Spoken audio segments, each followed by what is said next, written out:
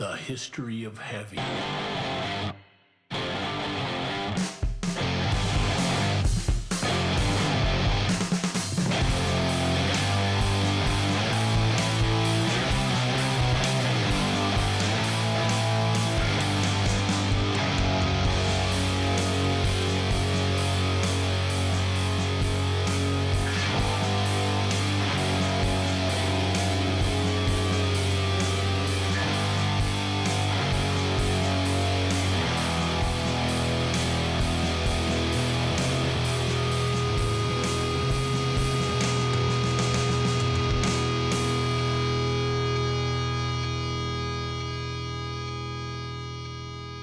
Hello and welcome to 1969 and episode 15 of the History of Heavy podcast, the show that chronicles the history of heavy, genre, song by song. My name is Michael Huntsman. My co-host across the screen from me is Big Daddy Dave Lieberman. David, tonight we are talking about the Beatles. How are you? Michael, I'm doing well. This is an epic moment in our conversation and our chronology. It is. We did a good number 6, I think, or whatever it was, episodes in 1968. This is the first of several in 1969, and of course a big one. It is in fact talking about the Beatles, which obviously this is a podcast about songs, so we will talk at length about "I Want You, She's So." Talk about this song or this band in any context without talking about this band. But before we talk about at least the history of this song, let's talk about this year. And the way we talk about these years is the Cultural Corner, David. So take it away, my friend. Tell us about 1969. Days Control!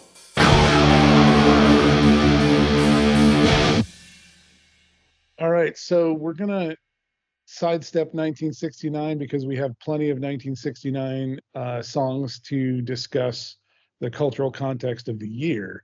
So what I want to do is talk about the cultural context of the Beatles themselves. As you said, you can't really bring up a Beatles song without the Beatles entering the room. The Beatles have entered the chat, and it requires a little bit of a nod, if you will. So the cultural context in the Cultural Corner this evening will be dedicated to a brief condensed history of the Beatles. So the Beatles formed in Liverpool in 1960. The core lineup of the band was John Lennon, Paul McCartney, George Harrison, and Ringo Starr. They evolved from Lennon's previous group, the Quarrymen, and built a reputation by playing clubs in Liverpool and Hamburg, Germany, starting in 1960, initially with Stuart Sutcliffe playing bass.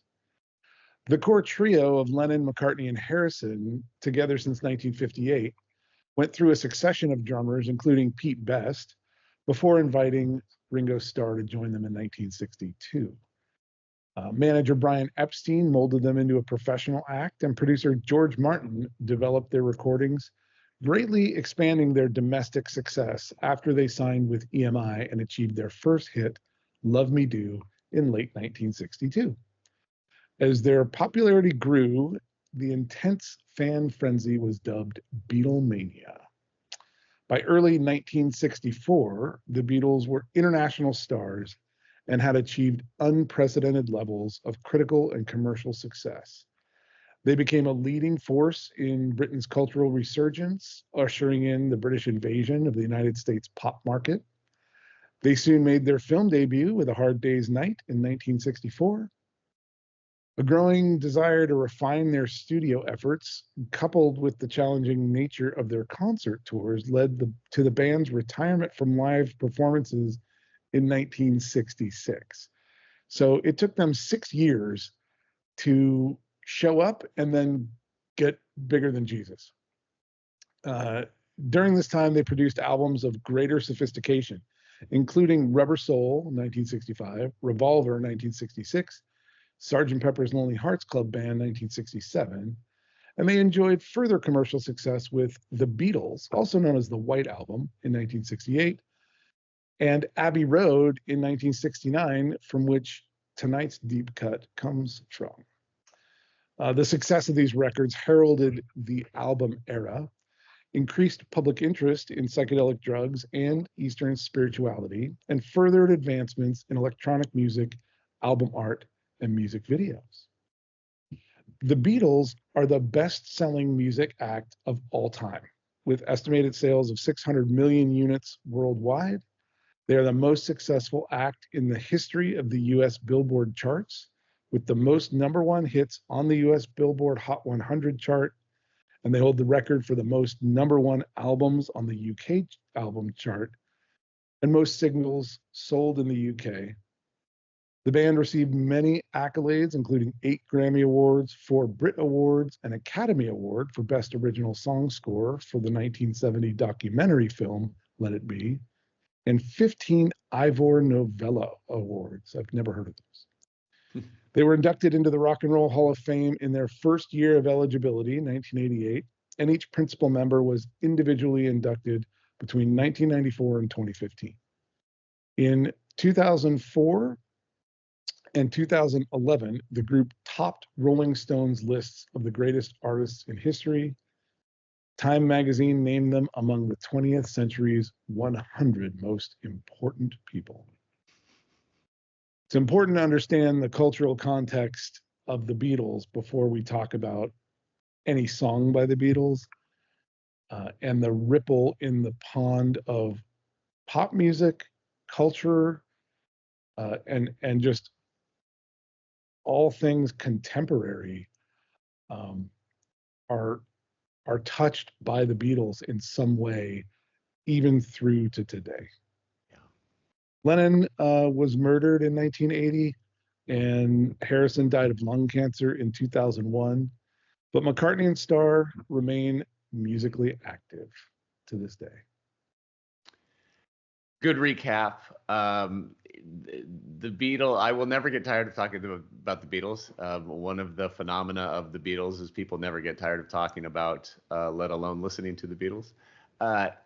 Always insane to me that their entire history as a recording act is less than 10 years between Meet the Beatles and Let It Be, which is insane given the impact. And so let's talk about that just a little bit. We're going to do things a little bit out of order this episode rather than digging into the details of I Want You, She's So Heavy. Before that, let's talk about the Beatles a little bit as it relates to their influence on us. So tell me, you have mentioned the Beatles a few times on the show, and specifically about your nostalgia for them, despite the fact that they predated your existence. They broke up before you were born. Years before I was born. Yeah. So talk a little bit about the Beatles and your relationship with them. So, my dad was a huge Beatles fan, and they were a big part of,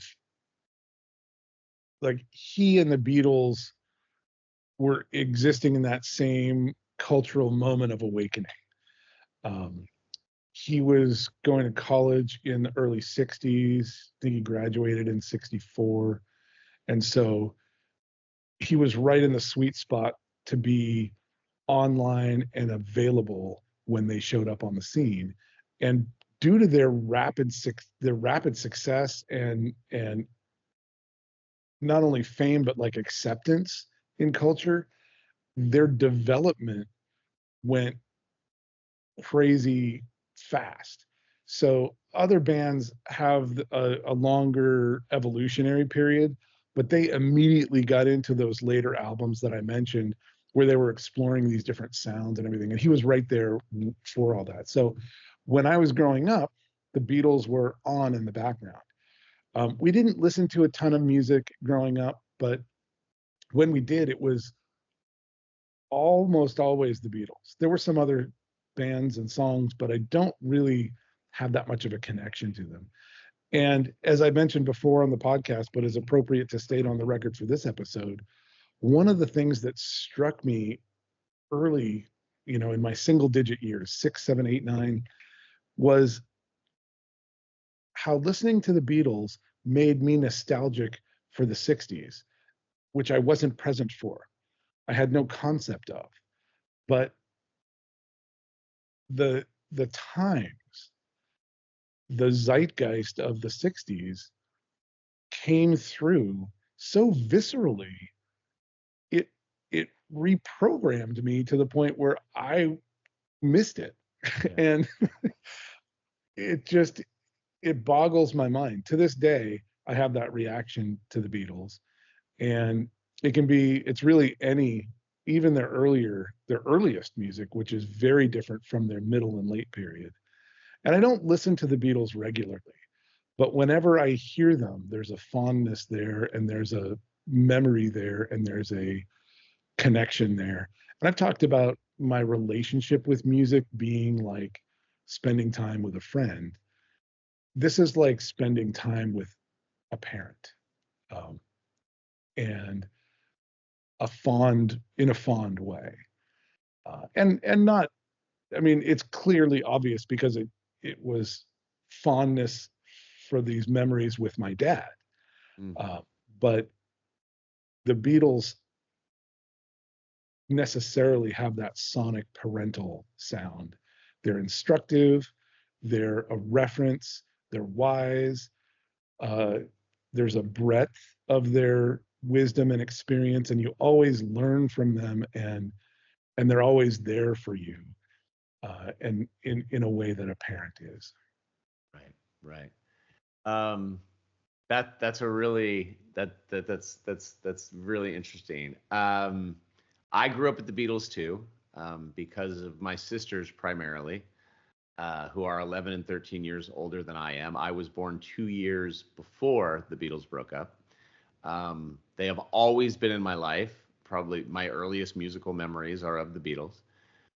But my relationship with them is a little bit different than yours, despite the fact that they kind of raised me musically in a way. I don't ever hear them as nostalgic. I hear the Beatles as timeless. And I don't even hear them as a 60s band, honestly. They sound like the Beatles, and kind of, even, from the sort of Mersey beat stuff of the early records, through the psychedelic stuff, through the singer-songwritery stuff, it all sounds like the Beatles to me. And it's kind of like perfect music. It's kind of generic to say your favorite band is the Beatles, or that they're the greatest rock band of all time, whatever, all the superlatives you could put on the Beatles. But for me, they're all true. They are that good. Their songs specifically are that good. And they happened at exactly the right time with exactly the right conditions. They were influenced by all those early records, some of which we've talked about, at the birth of rock and roll with Chuck Berry and Little Richard and Elvis Presley. They were certainly influenced by the blues. They honed their chops, playing gig after gig after gig in Hamburg. But they were blessed with two genius level songwriters. They found kind of the most savvy and it's business smart manager in Brian Epstein you could possibly find. They were paired with an absolute genius level producer in George Martin. They were coming of age at a time when recording technology was just blossoming and enabling them to do things that weren't previously possible. They were, you mentioned, at the dawn of sort of the long form album, the LP, as the desirable object versus the single. They helped transition that, but they were fortunate to be. So all of these things were sort of this perfect storm that formed this thing. And without any one of those things, without the countless hours of playing together, without the genius level songwriting, without the savvy of Brian Epstein, without George Martin, without it happening at this, the Beatles don't happen. The way the Beatles happened, it was from the gods that the Beatles sort of happened.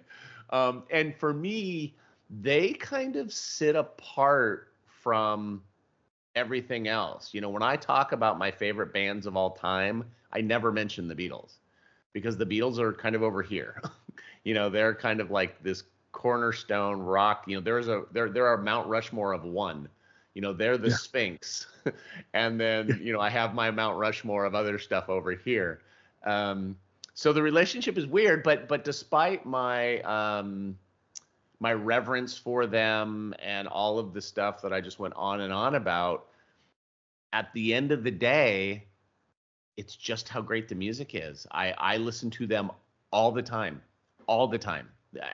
Albums front to back, songs on playlists. I hear them all the time, and I never get tired of them.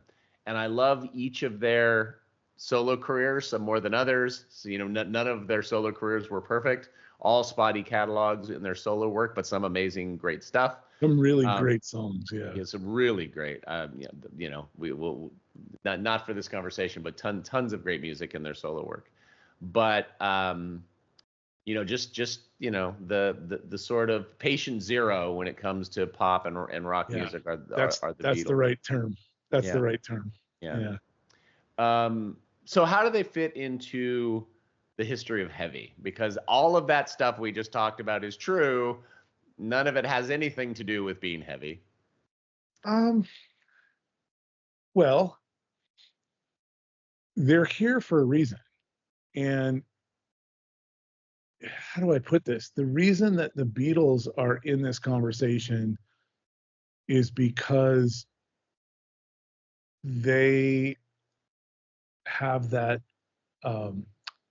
range. Their range touches everything. It's like you were talking about beyond the Mount Rushmore, and we think of the exalted members of rock and roll being like royalty, but the Beatles are like the oracle or like deities, right? So they have this sort of blanket coverage where they are everywhere. Only God can make a tree, but only the Beatles can make a heavy song. Maybe that's a little bit overstating it, but the analogy is that they aren't known as a heavy band, but this song is a heavy song. And maybe that's a good transition to start talking about the song itself, because this song, it even says, she's so heavy, which I think is funny for our purposes because it's just right out there. But man, the way they wrote a song was kind of perfect. They had a perfect way of bringing a balance of music and lyrics together, a balance of lyric and the voice, the vocal instrument together, the timing of it, the space. I mean, there's so much space in Beatles music, and in this song, there's great moments where the heaviness stops and there's just Paul McCartney's doo doo doo doo doo, and that it does stuff because every element in the song feels intentional, but at the same time, casual. Yeah. It feels natural. Natural is the right word. Nothing feels contrived. We've talked about Pearl Jam and how neither of us like Pearl Jam. And I tried, man. I listened to that album a million times. And I should. They're good musicians and the songs are good. They're good. But like the Stones, I don't connect with them. And in the analogy of Pearl Jam, it feels like their music is intentional and it feels somehow contrived. Yes. And Really I don't know said. why. Really well said. But that's just how you it can comes see them off. trying. You can, Yeah. and they succeed, but I don't like seeing the try. Right. Well said. The Beatles try, but they succeed. You don't see the try. It looks It doesn't- effortless. It looks effortless, and It sounds natural. And a lot of that has to do with what we talked about in the beginning. Like these, I kind of glossed over the fact of the Quarrymen. That was a high school band. Lennon was 16. Uh, Paul McCartney was 15, right? Like they've been doing this literally their whole lives. So by the time they get to Hamburg, they have enough chops to refine. And by the time they get out of Hamburg, they are polished. So when we see them in the movies that they do, they're joking around. We see them in interviews. They're so comfortable in their skin because they are comfortable in their skin. They know exactly what they're doing. And that comes across in this song. It's heavy, it's slow, it's got a little bit of a groove, a little bit of a twist with that space for the bass to fill. The bass tone is signature Paul McCartney and signature of that era because it's signature Paul McCartney, but it's clean and it's low and it brings that weight. All right, let's not get too much more into the song. Let me talk about how the song came to be. Yes. But to touch on your point a little bit, because they are patient zero, virtually any genre or subgenre of music you choose to talk about, be it punk rock or shoegaze or obviously psychedelia or Britpop or whatever, grunge, there would be Beatles songs that you could trace the lineage of those genres back to. So we happen to be talking about heavy. And really, to me, and there are probably others that the two most obvious songs that we would potentially consider in this conversation would be this one or Helter Skelter. And I prefer this one, frankly. And Helter Skelter's been talked about to death, and I don't feel like talking about Charles Manson. The word heavy, as you mentioned, makes it all too perfectly set up for us to discuss, so we will. This song, as with all either Lennon or McCartney penned Beatles songs, it was credited to Lennon and McCartney. Lennon-McCartney was how they set up their publishing. So regardless of who wrote the song, that's the credit that would appear on the albums. But John Lennon wrote this song. That would be in 1968 when he wrote it, about his affection for Yoko Ono. And originally the song was simply titled I Want You. The Beatles began rehearsing the song during the Let It Be sessions, though they would not record the song until April of 1969. During the recording, Lennon's vocals became more and more intense, and the She's So Heavy vocals were added during that recording, and then as they were added to the title as well. The song would appear in September 1969 as the last song on side 1 of the Abbey Road LP. And at 7 minutes, 47 seconds, it's the second longest song in the Beatles catalog, just behind Revolution 9 from the White Album, which is about 30 seconds longer than this. Lennon chose to, sorry? Longer than Hey Jude, huh? Yeah, Hey Jude is, I think, 7 minutes, 11 seconds, which would be the third longest song in the Beatles catalog. Lennon chose to end the song abruptly during the instrumental coda rather than to let it fade out, as he felt that it would add an intensity not only to the song, but to the closure of side 1 of Abbey Road. When describing the song, George Harrison said, "It's very heavy," again applicable. It's really basically a bit like a blues, but the way John sings and plays it, it's very original, which I would agree. The heaviness of the song was further articulated in 2015 when Guitar World magazine placed it at 34 on their list of the 50 heaviest songs before Black Sabbath list, which I loved, stating that it might have inadvertently started doom metal. And Time Out London called the song the foundation of stoner rock, which I also love.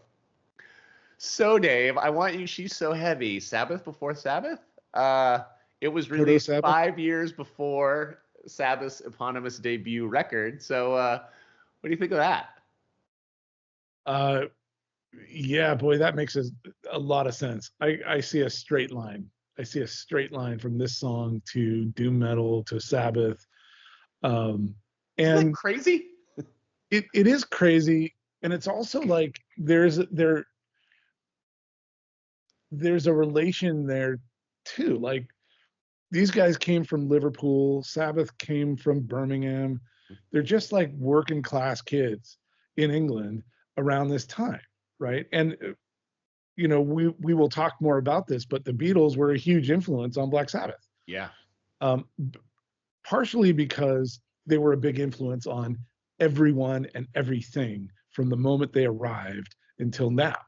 But also they were sharing ground zero, like the outer ring of ground zero. Yeah. So the ripples in the pond that I mentioned, it was at the where the stone entered the pond. They were right there. Yeah. So yeah, I think that Harrison's comments are great and perfect. Um, what I found interesting about the song was the Beatles do heavy the way the Beatles do heavy. So they hit you with this hook immediately, but then they go into this like shuffle, right? It's this like very, they have kind of a groove, but the guitar line and the vocals are going on the same way, and they're perfectly in sync. They're perfectly in sync. So that's where McCartney's vocals are another instrument, and it allows the drums and the rhythm to kind of shuffle in the background, and the guitar riff and the melody to spike above it. And then you have that empty space and the do do do do. It's just, there's a lot of different layers of heavy going on in there, but you get them all. You can see all the pieces and the whole at the same time. And that's a rarity, I think, in music, where you're able to see the pieces and the whole composition, or you're really able to perceive it. But that's something that I think is on brand for the Beatles. It happens a lot with a lot of their songs where you really connect with the pieces as well as the whole piece. It's that George Martin production, man. I mean, they're ripping musicians, but these records are so impeccably produced that you can hear every instrument so clearly, but neither is stepping on the other. Like they sound so pristine. Well, and Martin, Epstein, Best were all referred to as the fifth Beatle. Right. Right.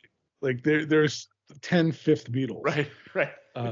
But to your point, it really comes across. And something that you mentioned earlier in the song history that you're giving, how it ends side one and it ends abruptly, is something that I wanted to mention and pick up on, because this is the era of albums, and the album made, like, the composition of the album, which songs were in what order and what ends side one Important. is critical, because that's when you're going to get up and flip the record. And this song leaves you like, oh, you jump up and you're ready to flip and get more. That was something that came up with Led Zeppelin 2 with Whole Lot of Love. no, Livin' Lovin', She's Just a Woman. Oh, Livin' Lovin' Maid. Yeah, and it like busts it fades right into another song.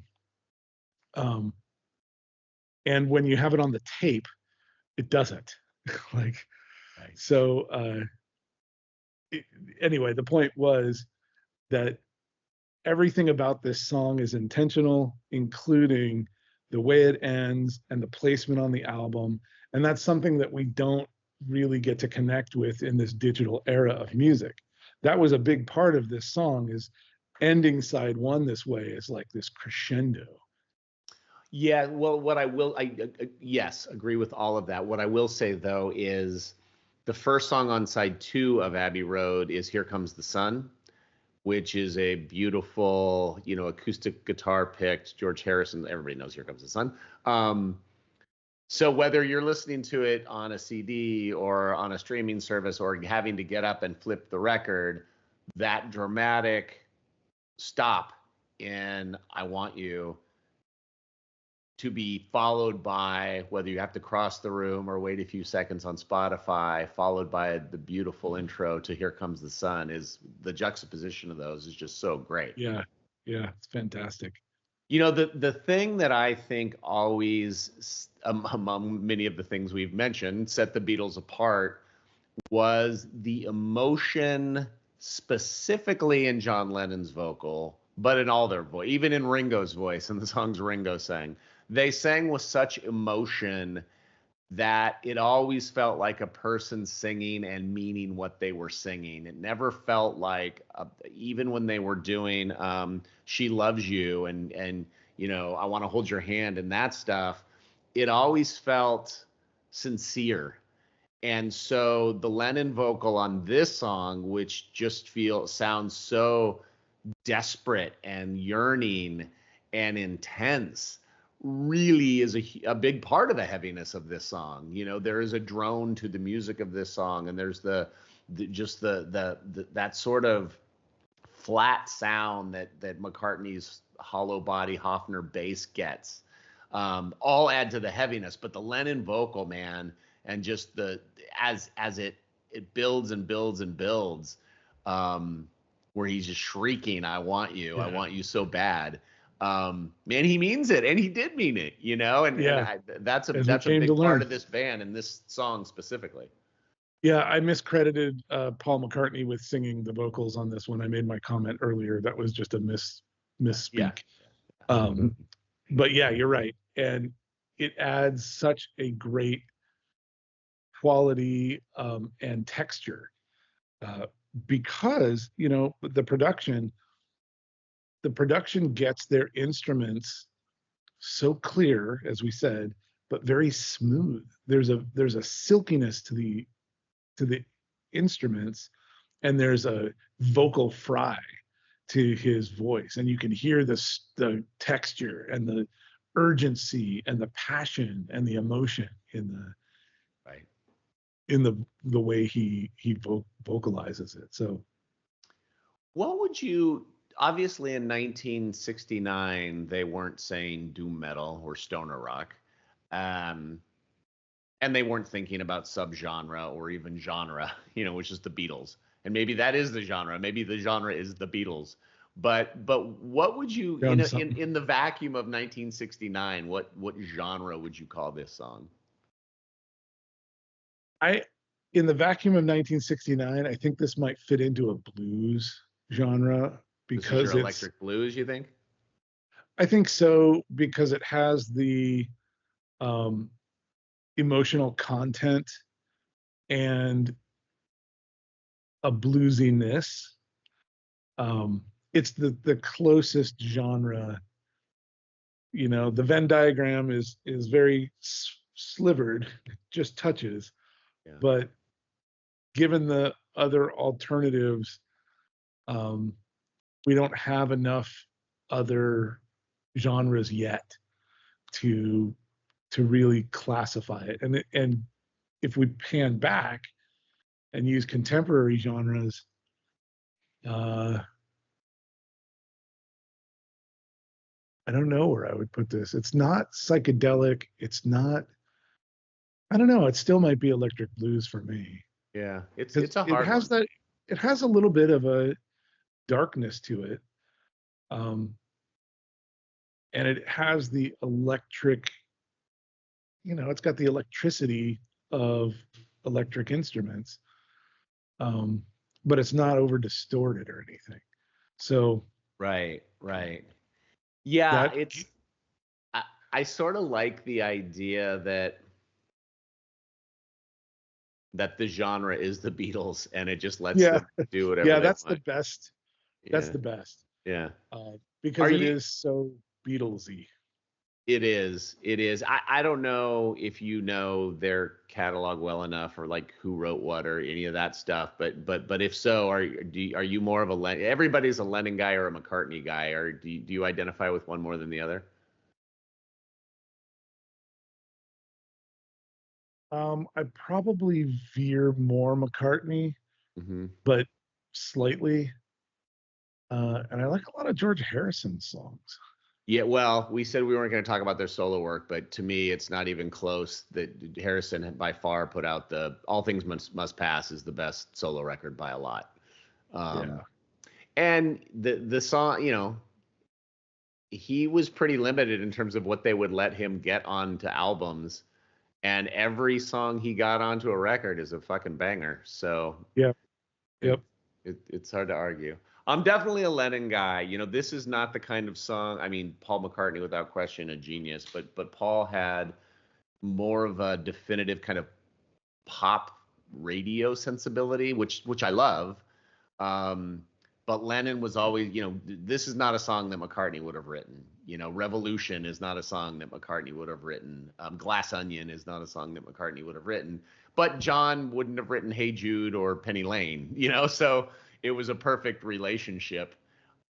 You know, I might want to revise my assessment. I would say that the songs that I feel that nostalgia that I talked about are more Paul McCartney songs. Oh, that makes sense. Yeah. Like that's where I feel like he's narrating the 60s. Yeah, that makes sense. And so when I'm drawn to it, it's because of that element of it. But uh, I think I agree with you on the musicality. The musical parts, the musical songs, or the songs that I like the musicality of, tend to be Lennon songs. Yeah, yeah, yeah. Yeah, it's really interesting where, I'm just kind of looking at our song list, and to have the Beatles wedged between Vanilla Fudge and King Crimson, I think is pretty interesting. And when you look at our Spotify playlist, it really sticks out that the Beatles are kind of wedged in there. But again, um, Listen, chronologically, we couldn't talk about them first. This is just where they landed. But man, you can't have the conversation without them, as we've mentioned. no, and if you're paying attention in 1969, that's how it occurs, right? So like you heard this right in between Vanilla Fudge and King Crimson. Yeah, no, that's a really good point, actually. What a time to be alive. Right? uh, and Yeah. this stuff was getting radio play, Yeah. so like you were hearing this. Yeah. Yeah. Yeah. I mean, also the dawn of ish. Maybe this is a little early, but FM radio is either happening or about to happen, and so deeper cuts being played on radio was definitely starting to come into fashion, and everything didn't have to be a single. The term album oriented rock for radio programming was kind of just around the corner, and the Beatles being the Beatles got the benefit that maybe a lot of other bands wouldn't have. But yeah, I love this song. It's there's nothing about it that I don't love, and it is a little bit of one which is what's great about it. It kind of demands your attention. It's not really a background song to me. It's one that you kind Mm-hmm. of it's a good headphone song. It's a song that Yep. kind of makes you listen to it, which is great.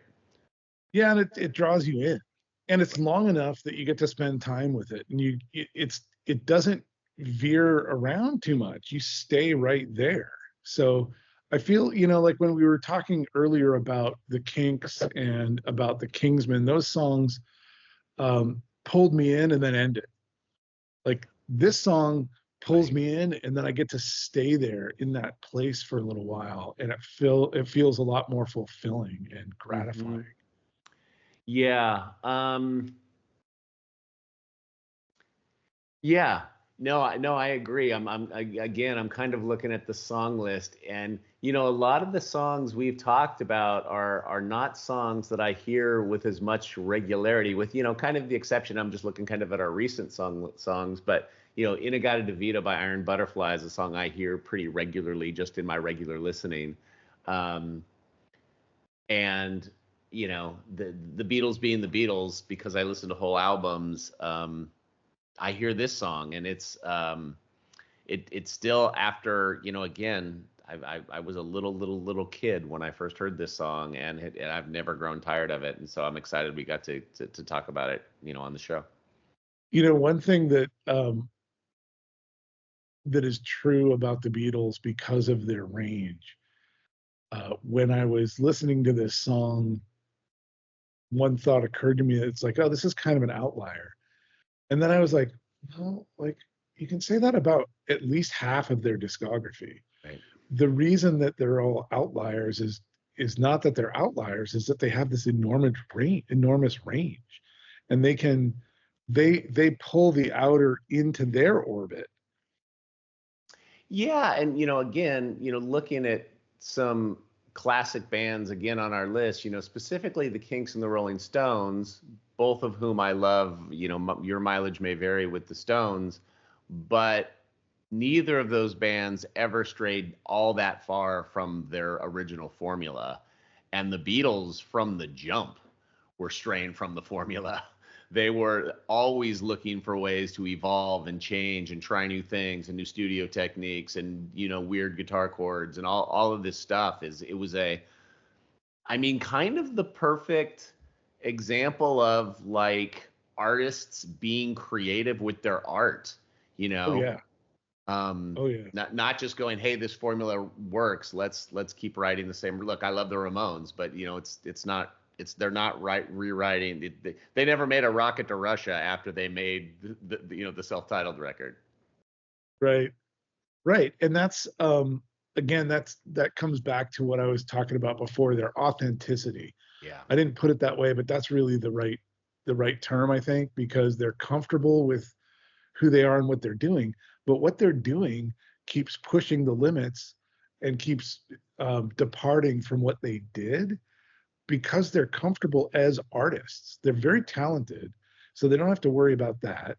They're not hiding behind effects and distortion, and the studio production is actually clarifying what they're doing, not masking and blurring what they're doing. So they're free to explore the art and the creativity, as you put it, and they're up for it, right? They're ready to meet the moment because they have the integrity to do that, and they can be silly on screen and they can be silly in interviews because they take their music really seriously in a way that's authentic. Yeah. Yes, and to double down on the studio technology trickery piece of it, again, three incredible songwriters in this band, and almost every one of their songs, this one included, would work on an acoustic guitar. They chose to just expand it in a different way. Whether it's Strawberry Fields Forever or Revolution Number 9 or this. They decided to expand it into these other genres in different places, but these would be perfectly great acoustic guitar songs. For sure. Yeah. For sure. Okay. That is our Beatles episode. I'm sad that we only get one, but we only get one. And it almost feels sacrilegious to pit any Beatles song against any other song, but that is the task in front of us. So it's time for Song v Song. And for me, look, this is easy. It's the Beatles. Knowing the songs we have to come, the Beatles probably won't be my final champion when we get through 260 songs, just because they're the Beatles. But there's no way Iron Butterfly is beating the Beatles for me. So they have dethroned my current champion, and I Want You, She's So Heavy will be moving on for me next week. What about you, man? Iron Butterfly is your current champion too. dig that song. Great. And interestingly, after the episode we did about it, I went back and listened to the Slayer version, and that's good too. Yeah. Um, Yeah. and it's Inagata Devita is really heavy, and so is this song. And tonight in an upset victory, the Beatles take it over Iron Butterfly Wow. for Big Daddy Dave. I love it. I love it. Okay, well, the Beatles, to nobody's surprise, are doing well, and they have won yet another award, and that would be the Song v Song contest on the History of Heavy podcast. They will be going up against King Crimson next week. We are staying in 1969 and talking about, of course, 21st Century Schizoid Man, the classic from King Crimson. We are getting into some serious prog next week, so that will be fun. Dave, love talking about the Beatles, man. That was great. Yeah, this was a good conversation. I had all my my Anglophile stuff around. I had my the hat of royalty, Lock Hatters. I love it. And that going on. I had my the Dunhill White Spot birth year pipe. If you're a piper, having a Dunhill birth year pipe is the prize of the collection. And it was all because I needed the best of the best to talk about the best of the best. Are you kidding Absolutely. Me? Well, and of course, the Sun hoodie. No more band more obviously influenced by the Beatles than Sun. Right. Here comes. Very nicely said. I can't top that. Thanks for listening, everybody. Subscribe on Spotify and all that stuff. We will see you next week for King Crimson. Stay heavy, guys. Okay. Thank you. Bye.